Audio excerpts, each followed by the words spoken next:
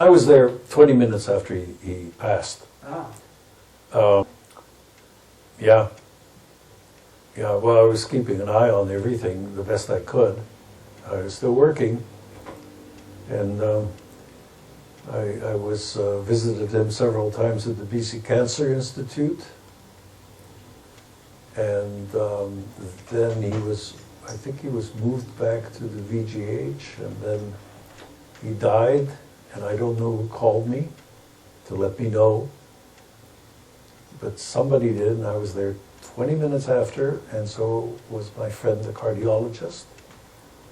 And we were sitting in his room with his body, and I said, I could phone Marciano now and he'll be buried within, right? This would be the sequence. You would be taken to a place right by the Charles-Hennick Cemetery, by the cemetery, and they prepare the body for burial, wash the body, sit with the body, right? You know better than I probably from Rabbi Yossi, the sequence of this, but the soul must not escape or before its time, and the body is in a shroud and buried the next day. In 24 hours. Within 24 hours. 24 hours is the burial. And I talked with him. I said, "Can we do it?" The moment we call him, he will be in here, and there is a sequence, and it takes no time. It really takes no time. And then we decided that we did not have the right to do that. That his wife had the right to make the determinations of that. And she was informed, of course, and she came, and she, so to speak, took over.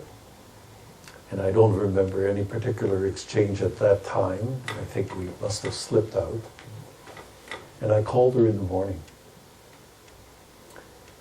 And I said, I know that you've determined that he should have a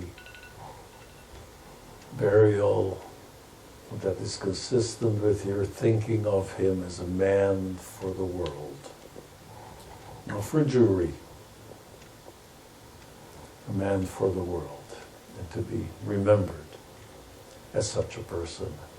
I said, I totally agree with you. We should be remembered by the world. I said, the way to do that is to give him a Jewish burial.